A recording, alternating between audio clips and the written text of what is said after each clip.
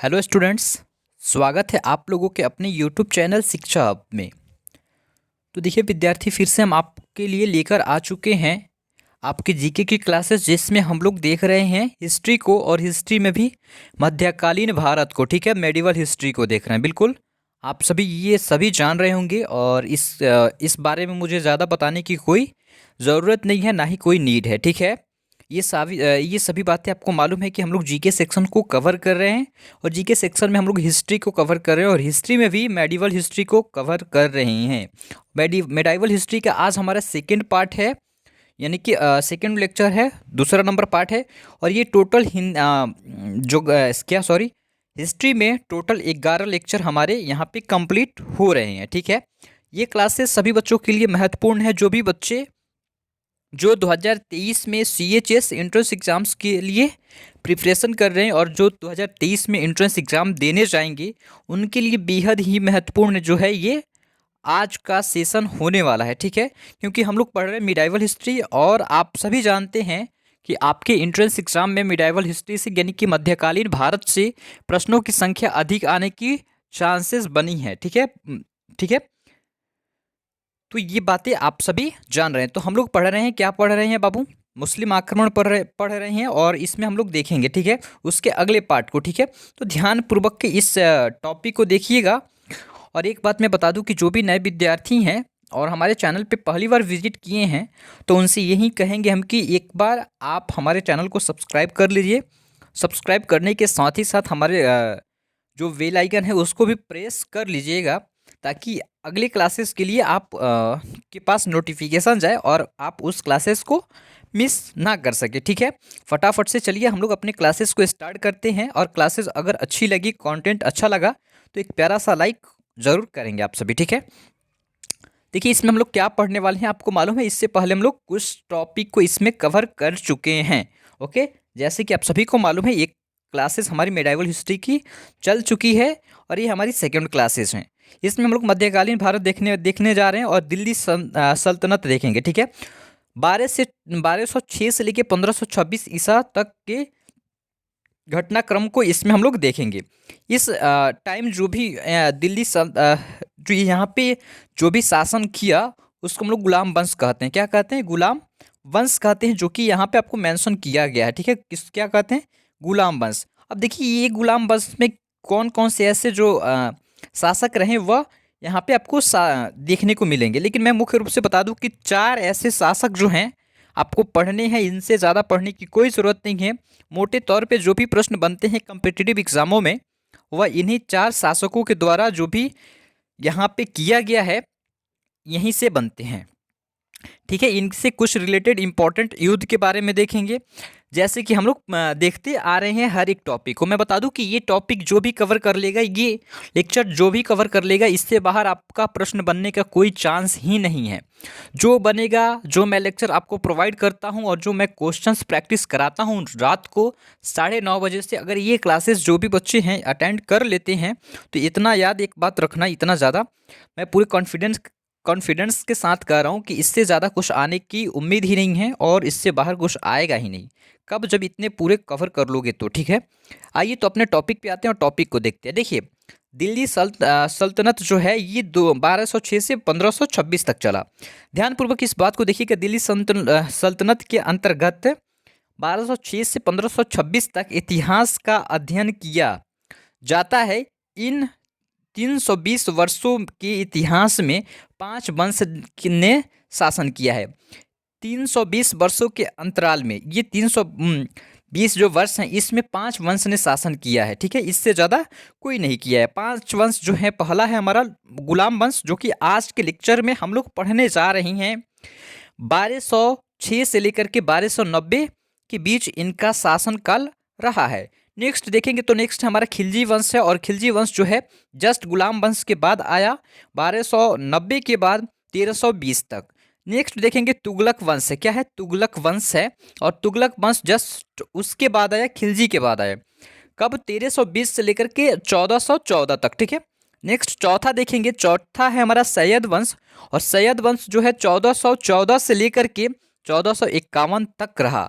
और नेक्स्ट है हमारा पांचवा और आखिरी, जो दिल्ली सल्तनत में सल्तनत पे शासन किया, वह नेक्स्ट और हमारा आखिरी है वो आपको बता दूं, ठीक है, वह है हमारा लोदी वंश, जो कि 1451 से लेकर के 1526 तक रहा है।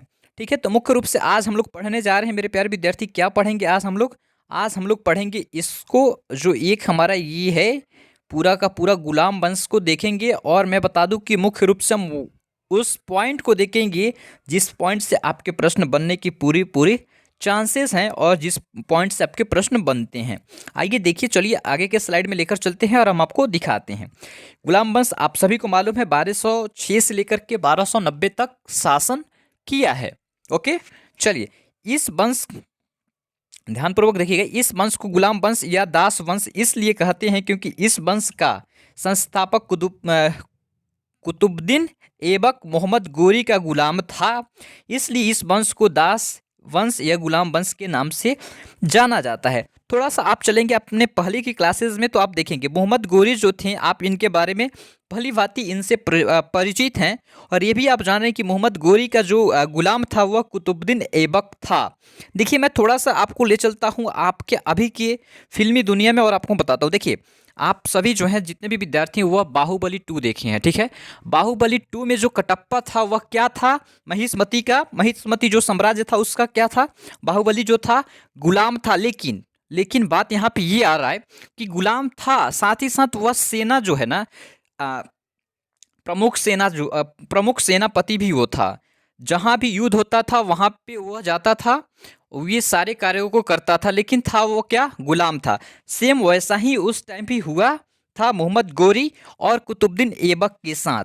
तो मोहम्मद गोरी का जब शासन खत्म हुआ तो जो कुतुबुद्दीन ऐबक था उनका सेनापति मतलब गुलाम या दास, जो एक नए राज्य वंश का स्थापना किया जिसे हम लोग क्या कहते हैं, गुलाम वंश कहते हैं। और ये नया वंश जो है स्थापित किया गया, इसलिए किसके द्वारा किया गया है, कुतुबुद्दीन ऐबक के द्वारा किया गया, इसीलिए इसे हम लोग गुलाम वंश के नाम से जानते हैं। ये मुझे उम्मीद है कि इस पॉइंट को आप भली भांति समझ गए होंगे। और मुझे ऐसा लग रहा है कि यहाँ से आप भूलने की कोई चांस नहीं है। आइए अगले लाइन पे चलते हैं और अगला लाइन देखेंगे। देखिए, कुछ विद्वान ने इसे मामलुक वंश का नाम देते हैं, जिनका अर्थ है स्वतंत्र माता पिता की गुलाम संतान। देखिए, मामलुक वंश, ठीक है, मामलुक का मंत होता है, मामलुक का मतलब होता है कि देखिए, हमारे माता पिता जो हैं वह स्वतंत्र हैं, वह किसी के गुलाम नहीं है, ना ही उनके ऊपर किसी का कर्ज है, ना ही उनके ऊपर किसी का कुछ है। ठीक है, और हम उनके संतान हैं और हम किसी के गुलाम हैं और हमारे ऊपर किसी का कुछ कर्ज है और उनके गुलामी को हम कर रहे हैं, उसी को हम लोग मामलुक कहते हैं। ठीक है, तो कुछ विद्वानों का कहना यही है कि इसे मामलुक वंश भी कहा जा सकता है, ये मामलुक वंश भी है। तो मामलुक वंश का जो तात्पर्य है, जो अर्थ है, आप समझ गए होंगे, मुझे पूरा उम्मीद है। अब देखिए, ये इनके अंदर की बातों को हम देखते हैं। ठीक है, अब देखिए हम देखते हैं कि गुलाम वंश में आखिर कितने जो राजा हैं वह शासन किए हैं यहाँ पे गुलाम वंश में। ठीक है, देखिए पहला जो है हमारा संस्थापक ही है जो कुतुबुद्दीन ऐबक हैं, दूसरा है आराम आराम शाह है, और तीसरा जो है इल्तुतमिश है, चौथा है रुकुनुद्दीन फिरोज शाह, जिसे हम लोग सिर्फ सिंपल सा फिरोज शाह कहते हैं।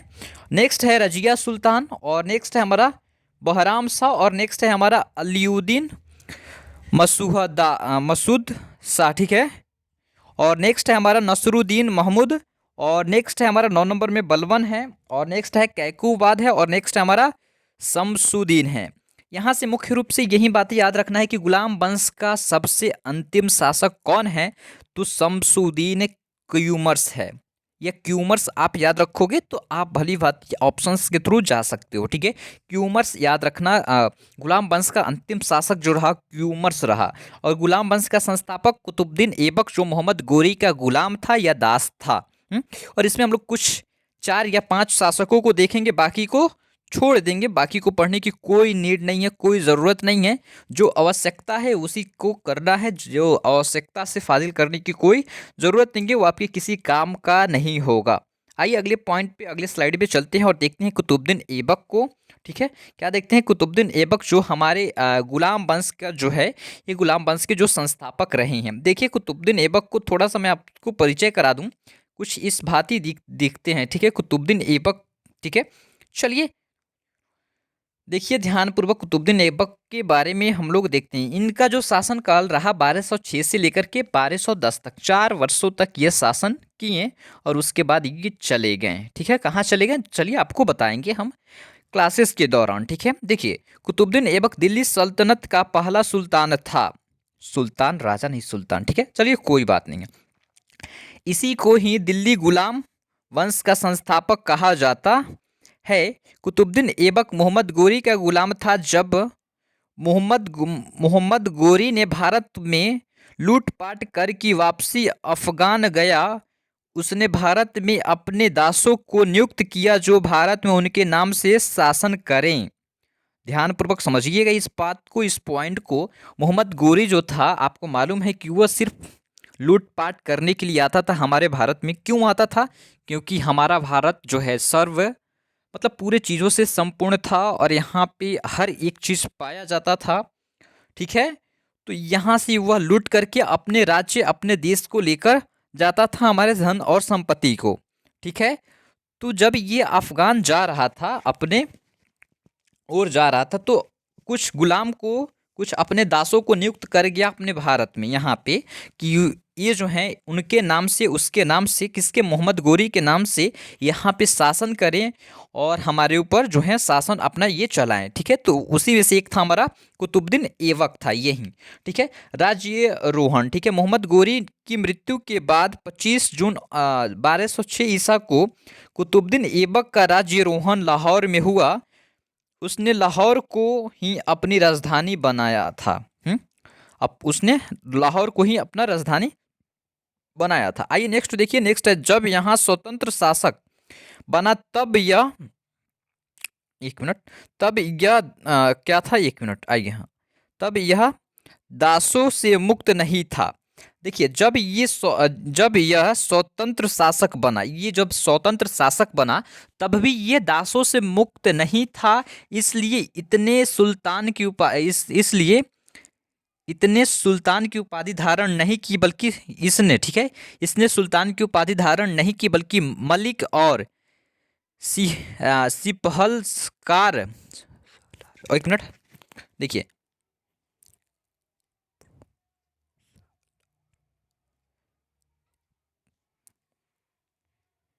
सॉरी, यहाँ पे है मलिक और सिपह सलार की उपाधियों का के साथ शासन किया।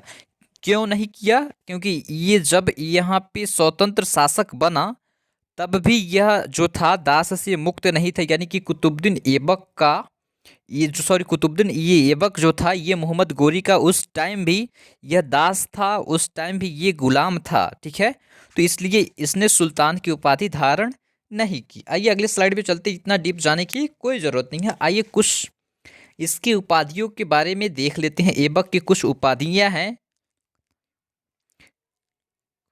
ठीक है, ये लाख बख्श है, हतीम ताई है, कुरान खां और ऐबक के दरबारी विद्वान जो हैं, ये बेहद ही महत्वपूर्ण है। मैं बता दूं कि और कुछ याद रखना या नहीं रखना, बट ये याद रख लेना, कुतुबुद्दीन ऐबक के या जो भी राजाएं हैं उनके दरबारी कवियों का नाम। ठीक है, इनके दरबारी कवि थे हसन निज़ामी और दूसरा था फह ए मुदाबिर। ठीक है, इस पॉइंट को ज़रूर नोट कर लेना, वीवीआई आपके लिए हो सकता है। और मैं क्या बताऊं, मैं कोई एग्जामिनर नहीं हूँ कि मैं आपको बता दूं कि यही 100% सही है। मैं कुछ यहाँ से बता सकता हूँ कि हाँ ये चांसेस हैं यहाँ से प्रश्न बनने की। आइए अगले स्लाइड में चलते हैं और अगला स्लाइड देखते हैं। अगला स्लाइड देखिए, कुतुब मीनार का नाम सूफी संत ख्वाजा कुतुबुद्दीन बख्तियार काकी के नाम पर रखा गया था। इसके लिए आधारशिला कुतुब उद्दीन ऐबक ने, यही है कुतुबुद्दीन ऐबक के द्वारा रखी गई थी, जबकि इल्तुतमिश ने इसे पूरा कराया। देखिए मैं बता दूं कि ये जो कुतुब मीनार आप देखती हैं अपने दिल्ली में, इतना बड़ा जो है मीनार जो है, इसको देखें आप, इतना बड़ा है, इसका जो नाम है कुतुब मीनार क्यों रखा गया? तो ये एक संत थे जो सूफी संत थे, उनका नाम था ख्वाजा।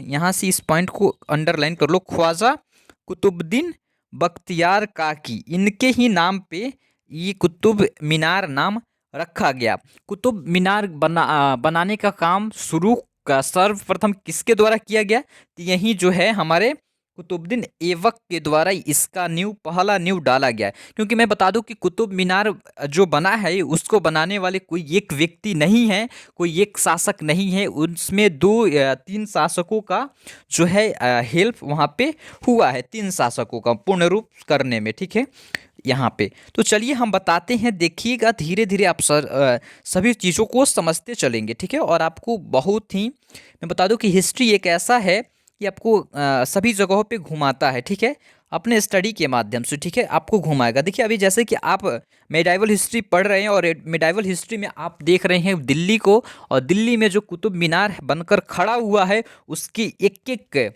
पॉइंट को आप देख रहे हैं, ठीक है। कोई ऐसे घूमने जाएगा तो सिर्फ उसके बनावट को देखकर आएगा, लेकिन आप इसको किसने बनाया, कैसे बनाया, क्यों बनाया, इसका नाम कैसे पड़ा, ये सारी चीज़ें आप यहाँ से जानकारी प्राप्त कर रहे हैं। तो देखिए हिस्ट्री आपको कितना जो है घुमा रहा है, ठीक है, ठीक है। तो चलिए आइए अब देखिए, उसके बाद जबकि इल्तुतमिश ने इसे पूरा कराया, इल्तुतमिश पूरा करा दिया, न्यू किसने डाला? कुतुबुद्दीन ऐबक ने।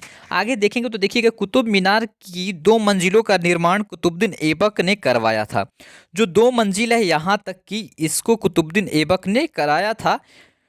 शेष 3 मंजिलों को इल्तुतमिश पूरा किया और मीनार के शीर्ष पर बिजली गिरने के कारण इसे शीर्ष का पुनर्निर्माण फिरोज शाह तुगलक ने करवाया। ध्यानपूर्वक 2 मंजिल का निर्माण किसके द्वारा किया गया?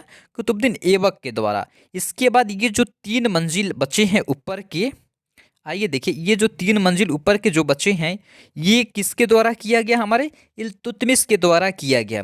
जब ये पूर्ण रूप से बना दिया गया है, कुतुब मीनार पूर्ण रूप से बना दिया गया, तो जो देखिए घटनाएं हैं ये घट जाती है। तो जो बिजली गिर गई एक एक प्रकार की घटना है, तो बिजली गिरने के कारण से इसका सबसे ऊपरा सिरा जो है वह जो है नष्ट हो गया, ठीक है। तो उसको पुनः निर्माण उस टाइम जो है फिरोज शाह तुगलक ने कराया था। कौन? फिरोज शाह तुगलक ने। तो यहाँ से प्रश्न बनने की पूरी संभावना है कुतुब मीनार से। तो ये स्लाइड आपके लिए बेहद ही महत्वपूर्ण है, तो नोट कर लेना, ठीक है। आइए अगले स्लाइड पे चलते हैं और अगला स्लाइड देखते हैं। देखिए यहाँ पे कुछ निर्माण कार्यों को देखते हैं, ओके। कुछ निर्माण कार्य जो हैं इसको हम लोग देखते हैं। कुतुबुद्दीन ऐबक के द्वारा कुछ निर्माण कार्य हैं। पहला निर्माण कार्य जो आप देख ही लिए कि वो जो है हमारा था कुतुब मीनार था, उसका सर्वप्रथम नींव जो दिया था कुतुबुद्दीन ऐबक ने ही। दूसरा देखेंगे तो कुवावत उल इस्लाम मस्जिद जो है दिल्ली में, ये मस्जिद है, ये आपको कुतुबुद्दीन ऐबक के द्वारा ही बनाया गया है, ठीक है। आगे नेक्स्ट देखेंगे तो 2.5 दिन का झोपड़ा, ये भी ये जो है राजस्थान में है, और ये जो है आपको कुतुबुद्दीन ऐबक के द्वारा ही बनाया गया है। ये 4 सालों में कुछ कार्य करके गया है, कुछ ऐसे धरोहर है जो बनवा करके गया है, ठीक है, अपने भारत में, ठीक है। चलिए आइए अगले स्लाइड में चलते हैं और देखते हैं, ठीक है। अगला स्लाइड देखिए। 1210 ईसा में लाहौर में चौगान, एक मिनट, चौगान का खेल खेलते समय घोड़े से गिर जाने के कारण कुतुबुद्दीन ऐबक की मृत्यु हो गई। देखिए चौगान उस टाइम कुछ खेल खेला जाता था, जो यहाँ पे आपको लोगों में दिख रहा होगा, थोड़ा सा यहाँ पे नहीं दिख रहा है क्योंकि अपने चैनल का लोगो यहाँ पे दिख रहा है, क्योंकि इसलिए लोगो लगाने का मेरा नौबत इसलिए आता है क्योंकि मेरा कंटेंट कोई कॉपी ना करे स्क्रीनशॉट लेकर के, ठीक है, इसी की वजह से। आइए देखिए, तो ये चौगान जो है ये खेल है एक प्रकार का, उस टाइम जो है वहाँ ये कुतुबुद्दीन ऐबक जो था ये खेला करता था, तो गिर गया घोड़े से और इसकी मृत्यु हो गई उसी कारणवश, ठीक है। आगे देखिए, कुतुबुद्दीन ऐबक की मृत्यु के बाद उसके पुत्र आराम शाह को लाहौर की गद्दी पर बैठाया गया, जो कि एक अयोग्य शासक था, योग नहीं था, अयोग था, अयोग था। और ये अयोग पे आप थोड़ा सा ध्यान देंगे, अयोग शासक था। इसने केवल 8 महीने तक शासन किया, 1211 में इल्तुतमिश ने इसे हटा करके खुद शासक बना। ओके, ध्यानपूर्वक इस पॉइंट को समझिए। आइए अगले स्लाइड में देखते हैं और आपको अगला स्लाइड और भी समझ में आएगा। और देखिए इल्तुतमिश का परिचय अब हम आपको कराते हैं। इल्तुतमिश जो है यही है हमारे, देख लीजिए जरा इनको, ठीक है। चलिए, इल्तुतमिश का शासनकाल जो है 1211 से लेकर के 1236 तक रहा है। ओके, देखिए आराम शाह को गद्दी से हटाने के बाद इल्तुतमिश अगला शासक बना। यह कुतुबुद्दीन ऐबक का दामाद और गुलाम था, जो कि ये प्रथा पहले से चला आ रहा है, आपको मालूम है। जो दामाद रहा करते थे वहीं उसका गुलाम भी हुआ करते थे। ओके, ये बात को ध्यानपूर्वक समझिएगा, ठीक है। वहाँ के गुलाम हुआ करते थे, ठीक है। तो इस पॉइंट को आप गांठ बांध लेना, जो वहाँ उनके दामाद हुआ करते थे वहीं क्या रहते थे, गुलाम हो थे, ठीक है। तो ये जो ये इल्तुतमिश था, ये कुतुबुद्दीन ऐबक का जो था, क्या था, गुलाम था, साथ ही साथ दामाद था। तो आप समझ सकते हैं कि उनके पुत्र का यह क्या लगेंगे। तो इन्होंने उनको हटा करके, क्योंकि वो आयोग जो हैं शासक थे, तो उनको हटा करके, उसको हटा करके ये खुद शासन करना स्टार्ट किए। देखिए, जो कि कुतुबुद्दीन ऐबक के समय बदायूं का सूबेदार था जब वे शासन करते थे। कौन, इनके ससुर जी यानी कि कुतुबुद्दीन ऐबक। तो उस टाइम ये जो थे बदायूं का सूबेदार। अब सूबेदार किसे कहते हैं आप मुझे कमेंट में ज़रूर बताना। सूबेदार था। देखिए, इल्तुतमिश ने दिल्ली को अपनी राजधानी बनाई। इल्तुतमिश जो था ये अपने दिल्ली का राजधानी बनाया। एक पॉइंट नोट कर लेना, क्योंकि ये राजधानी चेंज कर दिया जब इसने शासन को संभालना स्टार्ट किया, सत्ता को संभालना स्टार्ट किया और शासन करना स्टार्ट किया, तो ये दिल्ली को अपना राजधानी बना। अब आपसे प्रश्न पूछा जा सकता है मेरे प्यारे विद्यार्थी कि दिल्ली जो है राजधानी कब बनी सर्वप्रथम और किसके शासन काल में बनी। तो ये बात याद रख लो, ये 1211 में बनी, ठीक है। कुछ कुछ पॉइंट को खुद आप अपने से डिस्कस किया करो, अपने मन में अपने विचार करो उस पर कि क्या जब पहली बार हम लोग मिडाइवल हिस्ट्री में देख रहे हैं या प्राचीन में एशियंट में, तो दिल्ली की ओर हम लोग थोड़ा सा भी बढ़े ही नहीं। हम लोग इधर ही रह गए, मगध में रह गए। इधर मगध जो रहा, उसके बाद उज्जैन नगारा, इधर ही हम लोग भटकते रह गए प्राचीन इतिहास में, हिस्ट्री में, ठीक है, एशियंट हिस्ट्री में। और जैसे ही हम लोग मिडाइवल में आए तो मिडाइवल में आते आते हम लोग पहुंच गए दिल्ली, ठीक है।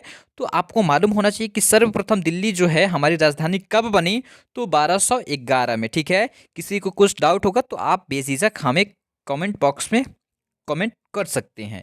देखिए, इल्तुतमिश ने बगदादा के खिलाफ खलीफा से, सॉरी, बगदाद के खलीफा, बगदादा नहीं, बगदाद के खलीफा से सुल्तान की उपाधि धारण की, ठीक है। इसने सुल्तान की उपाधि धारण की, इसलिए इसे दिल्ली सल्तनत का वास्तविक संस्थापक माना जाता है, क्योंकि यह किसी का गुलाम नहीं था। जब ये शासन करना स्टार्ट किया तो उस टाइम यह किसी का गुलाम नहीं था, स्वतंत्र रूप से यह एक शासक था और सभी से स्वतंत्र हो चुका था। तो इसलिए इसने बगदाद के खलीफा से सुल्तान की उपाधि धारण की, इसलिए इसे दिल्ली सल्तनत का वास्तविक संस्थापक माना जाता है। क्यों? क्योंकि कुतुबुद्दीन ऐबक जो था यह जब शासन करना भी स्टार्ट किया तो उस टाइम भी ये जो था गुलाम ही था, जिसके कारणवश ये सुल्तान की उपाधि धारण नहीं कर पाया। तो यहाँ से यही कुछ मेजर पॉइंट को देख करके कुछ विद्वानों का कहना ये है कि ये वास्तविक संस्थापक रहे हैं। जैसे कि आपको देखने को मिला है गुप्त वंश का, ठीक है, गुप्त वंश का, ठीक है, जो उनके वास्तविक संस्थापक थे आपको मालूम है, और जो उनके संस्थापक जो हैं गुप्त वंश की, ये तो वहीं कुछ कॉपी यहाँ पे हुआ है, ठीक है। मैं आपको बता रहा हूँ, कॉपी नहीं हुआ है, मैं आपको समझाने के लिए मैं बता रहा हूँ। आइए अगली लाइन को देखते हैं। जब मंगोल आक्रमणकारी, एक मिनट, यहाँ से मुझे भी नहीं देख रही है, ठीक, एक मिनट। चंगेज खां ने, जब मंगोल आक्रमणकारी चंगेल खां ने जलालुद्दीन मांगवर्नी, ठीक है, पर आक्रमण किया, ठीक है, किया था, तब जलालुद्दीन ने इल्तुतमिश से शरण मांगी तो उसने शरण देने से मना कर दिया और चंगेल खां के आक्रमण से अपनी रक्षा ये लाइन आपके लिए उतना बेहद इंपॉर्टेंट नहीं है, आप छोड़ भी देंगे तो कोई बात नहीं। आइए अगले स्लाइड में चलते हैं और अगला स्लाइड देखते हैं। इल्तुतमिश, इसने सल्तनत काल के 3 महत्वपूर्ण अंग, ठीक है, बताया। देखिए, पहला जो है इक्का, सेना और मुद्रा प्रणाली का गठन किया इसने। ये जो है दिल्ली सल्तनत का 3 महत्वपूर्ण अंग का गठन किया। इक्ता नहीं है, इक्ता, सेना और मुद्रा प्रणाली का ये गठन किया। इक्ता प्रणाली जो है धन के साथ स्थान पर वेतन के रूप में भूमि प्रदान करना। सेना का मतलब ये बताइए, इल्तुतमिश ने 40 तुर्क सरदारों का एक सलाहकार परिषद बनाया, जिसे तुर्क ए चलीस चह चहल चिहलमानी या दल चलीसा के नाम से जाना जाता है।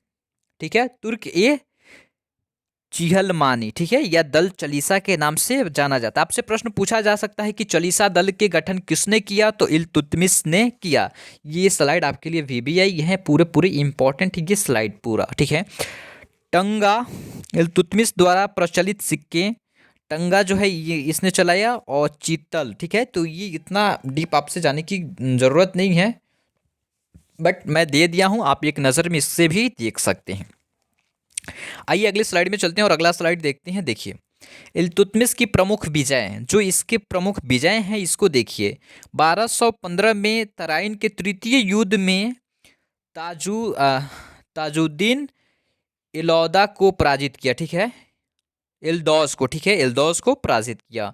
1217 में मंसूरा के युद्ध में नसीरुद्दीन कुबाचा को पराजित किया, जो कि आपके लिए बेहद महत्वपूर्ण नहीं है। आप यहाँ तराइन का युद्ध जो है एक याद रख सकते हैं, बाकी को छोड़ भी देंगे तो कोई मतलब यहाँ पे घाटा होने की चांसेस नहीं है, या सबको एक बार देख लेंगे तो भी कुछ आपका बिगड़ेगा नहीं। चलिए अगले स्लाइड में आते हैं और अगला स्लाइड देखते हैं।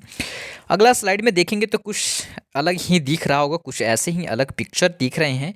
किसी नारी का पिक्चर है ये, क्योंकि बड़े बड़े बाल हैं तो इससे नारी ही प्रतीत हो रही है कि ये नारी ही है, ठीक है। आइए इसके बारे में भी देखते हैं। देखिए, इल्तुतमिश ने न्याय मांगने के लिए लाल वस्त्र पहनने की परंपरा को चलाया। न्याय जिसको मांगना है वो लाल वस्त्र पहनने की जो है वह परंपरा को चलाया।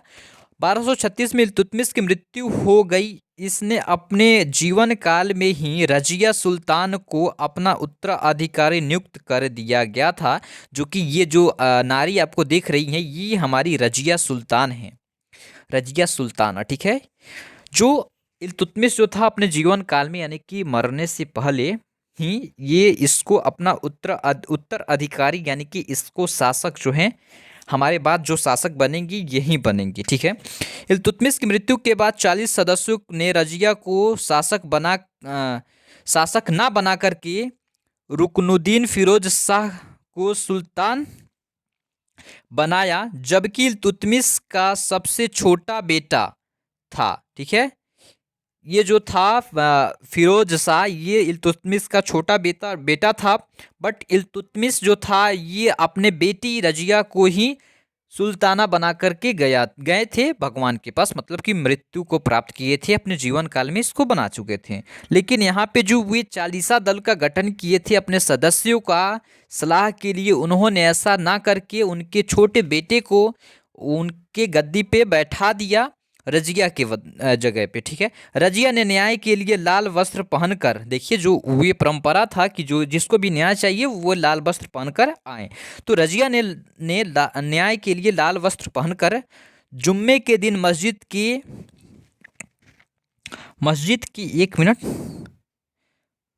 के आए जनता का बीच पहुंची, ठीक है। मस्जिद के आए जनता के बीच पहुंची और न्याय की मांग की, तो जनता की हस्तक्षेप के बाद वह शासिका बनी।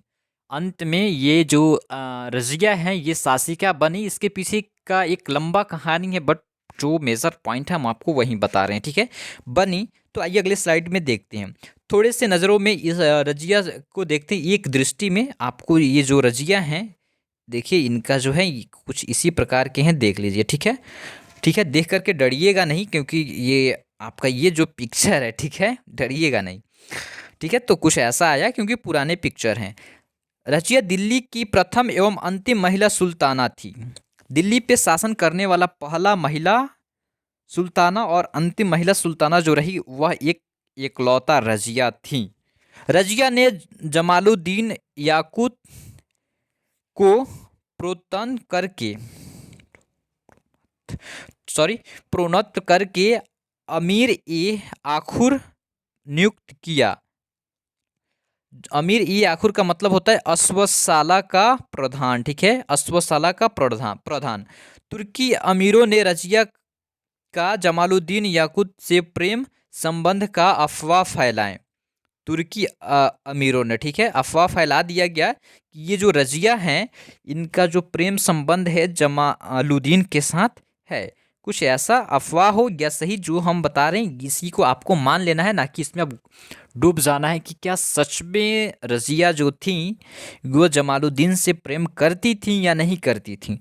छोड़ दो, इस सब की ज़रूरत नहीं है। आइए अगले स्लाइड में देखते हैं। रजिया तबर हिंद के सूबेदार अल्तुनिया से पराजित हुई और अंततः दोनों ने विवाह कर लिया। अब दोनों ने किसने विवाह कर लिया हम आपको बताएंगे, थोड़ा सा धैर्य बना कर रखिए। 1240 में कैथल के निकट रजिया एवं अल्तुनिया की हत्या कर दी गई। किसके साथ? अल्तुनिया के साथ इसने विवाह किया, तभी तो अल्तुनिया की मृत्यु हो गई। ठीक है, आइए अगले स्लाइड में चलते हैं और अगला स्लाइड देखिए। इल्तुतमिश के उत्तराधिकारी जो रहे कुछ उनको देख लीजिए। ये जो फिरोज शाह हैं ये भी रहे, रजिया भी रही, बहराम शाह भी इसके उत्तराधिकारी रहे, अलाउद्दीन ये भी रहे और महमूद शाह नसीरुद्दीन महमूद शाह ये भी इनके उत्तराधिकारी रहे। ये जो था इनका इल्तुतमिश का पुत्र था, ये रजिया थी इनकी पुत्री थी। इल्तुतमिश का पुत्र बहराम शाह था और ये जो अलाउद्दीन मसूद शाह जो था ये उनके बेटे फिरोज शाह के बेटे थे, यानी कि इल्तुतमिश के पोता। ठीक है, और इल्तुतमिश का पौत्र यानी कि ये जो नसरुद्दीन महमूद शाह जो हैं ये इल्तुतमिश का पौत्र, और पौत्र का मतलब आप भली भांति समझ रहे हैं, इतने बुद्धू आप नहीं हैं। तो आइए अगले स्लाइड में चलते हैं। थोड़ी सी क्लासेस हमारी लंबी हैं, ज़्यादा लंबी नहीं हैं, क्योंकि जितने अधिक कंटेंट रहेंगे उतने अधिक आपके क्लासेस की टाइमिंग भी रहेगी। आइए देखिए, नसीरुद्दीन मोहम्मद शाह दिल्ली सल्तनत का 8वां शासक बना। यह धार्मिक प्रवृत्ति का सुल्तान था। धार्मिक प्रवृत्ति का सुल्तान जो है ये रहे नसीरुद्दीन मोहम्मद शाह, दिल्ली सल्तनत का 8वां शासक रहे हैं। ये कुरान की प्रतियां लिखा करता था। प्रतियां, यहाँ पे कुछ मिस टाइपिंग है और मुझसे कुछ मिस हो रही है तो आप इसमें ऐड कर लेंगे। ठीक है, और टोपी सिलकर और कुरान की प्रतियों को बेचकर अपना जीवन यापन करता था। इसे बलवन को अपना, एक मिनट, वाजीर बनाया। ठीक है, इसने किसने? नसरुद्दीन मोहम्मद शाह ने बलवन को अपना वाजीर बनाया और बलवन ने अपनी पुत्री का विवाह नसरुद्दीन मोहम्मद शाह से कर दिया। यह भी इनकी अपनी पारिवारिक कथा है, लेकिन हम लोगों को पढ़ना पड़ रहा है क्योंकि यहीं से तो प्रश्न पूछे जाएंगे। देखिए अब क्या कीजिएगा आप। नसरुद्दीन की मृत्यु के बाद बलवन ही अगला शासक बना, जो कि ये जो थे, देखिए कुछ पहले आ रहा था कि ससुर के गुलाम जो रहते थे, दामाद रहते थे और जाकर के शासन करते थे, लेकिन यहाँ पे थोड़ा सा चेंज हो गया कि गुलाम तो नहीं थे ससुर जी, लेकिन यहाँ पे इनके जो ससुर हैं बलवन की बेटी से ही इनका जो शादी हुआ है नसरुद्दीन मोहम्मद का। तो ये नसरुद्दीन की मृत्यु के बाद बलवन वहाँ पे शासन करने लगे। थोड़ा सा ऐसे ही हम बोल दिए, इसको सीरियस जो है रियल है, ऐसे क्या है, रियल ही है। उसके बाद देखिए कुछ बलवन के बारे में देखेंगे और ये हमारा आज का अंतिम और लास्ट स्लाइड है खिलजी वंश का। ठीक है, चलिए देखिए एक मिनट। बलवन ईरान का रहने वाला था। ये बलवन जो था ईरान का रहने वाला था और इसकी कहानी जो है थोड़ा सा अटपटा है, सुनिएगा। और उसने अपने दरबार का गठन ईरानी परंपरा के अनुसार किया, क्योंकि जो जहाँ का रहेगा उसी परंपरा के अनुसार ही करेगा और उसी हाव भाव में ही करेगा। इसने ईरानी त्यौहार नवरोज को मनाना शुरू किया और इसने दरबार में सजदा और पैबोस की परंपरा प्रारंभ की। इसने अपने आप को पृथ्वी का नियावत एक खुदा यानी कि ईश्वर की प्रतिनिधि और जिल्ले अल्लाह ईश्वर की छाया बताया। इसने कहा अपने दरबार में, अपने जो यहाँ के राज्य में जो लोग रहते थे, कि मैं जो हूँ वह ईश्वर का प्रतिनिधि हूँ। मैं जो कहूँगा वह सत्य प्रतिशत सही कहूँगा, जो आपके नसीब में है, क्योंकि मैं ईश्वर का प्रतिनिधि हूँ। मेरा संपर्क डायरेक्ट ईश्वर से है। मेरे बातों को समझिएगा। इसके कहने का पर्पस को मैं बता रहा हूँ, ना कि मैं खुद से कह रहा हूँ। इसका कहने का मतलब यही था कि हमारा संपर्क डायरेक्ट ईश्वर से है। हमारी बातें ईश्वर से, भगवान से, गॉड से होती हैं और हम भगवान से बातें करते हैं, तो हम ईश्वर के प्रतिनिधि हैं। ठीक है, ये अपने आप को बताया अपने दरबार, मतलब कि अपने राज्य के लोगों को। इसने रक्त और लौह की, एक मिनट, लौह की यहाँ पे आक्रमण की नीति को अपनाया। ठीक है, लौह की आक्रमण की नीति को अपनाया। बलवन ने दल चालीसा को समाप्त कर दिया। इस पॉइंट को जरूर याद रखिएगा। बलवन समाप्त करने वाला कौन था? बलवन ने। और स्थापना किसने किया? इल्तुतमिश ने। ठीक है, चलिए, तो इस स्लाइड से यही आ रहा है यहाँ पे। और ये जो है ना, ईरानी त्यौहार नौरोज को मनाना शुरू किया और अपने दरबार में सजदा और पैबोस की परंपरा आरंभ किया। ये एक अटपटा सा परंपरा है, जो कि यहाँ पे जो भी आते थे, मैं आपसे क्या बताऊँ, छोड़िए, इस टॉपिक से ज़्यादा लेन देन कुछ नहीं है। ये आपसे सीनियर लोगों की यहाँ तक जानने की ज़रूरत है, और इतने डीप आपको नहीं। बट मैं बता दूं कि मैं जो भी कंटेंट आप लोगों के लिए लेकर आता हूँ, मैं बता दूं कि एक बहुत ही हाई लेवल की कंटेंट मैं लेकर आता हूँ, क्योंकि मैं नहीं चाहता हूँ कि आप किसी भी चीज़ से वंचित रहें और वहीं से प्रश्न बन जाए और आप उससे वंचित रह पाएँ और ये प्रश्न आप ना कर पाएँ। तो देखिए स्टूडेंट्स, आज का हमारा टॉपिक यहीं पे ख़त्म होता है। तो थोड़ा सा मैं देख लूँ कि नेक्स्ट टॉपिक हम लोग किस पे बात करने वाले हैं, किस वंश को देखेंगे, किस नेक्स्ट है हमारा खिलजी वंश है, और हम लोग नेक्स्ट बातें करेंगे खिलजी वंश के बारे में। तो धैर्य बनाकर आप हमारे लेक्चर्स को लगातार देखते रहिए।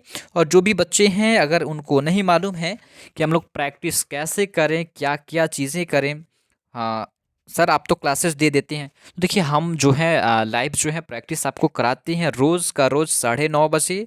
आप आकर के वहाँ पे प्रैक्टिस कर सकते हैं। आप अपने आप को टेस्ट कर सकते हैं कि आप कितना पढ़ पाए हैं, कितना याद रख पाए हैं। बाकी और बातों की जानकारी के लिए आपको डिस्क्रिप्शन बॉक्स में हमारे नंबर पिन किए गए हैं। आप वहाँ से आप हमारे नंबर पे मैसेज के थ्रू, व्हाट्सएप के थ्रू आप पूछ सकते हैं, उस पर कॉल नहीं लगेगा।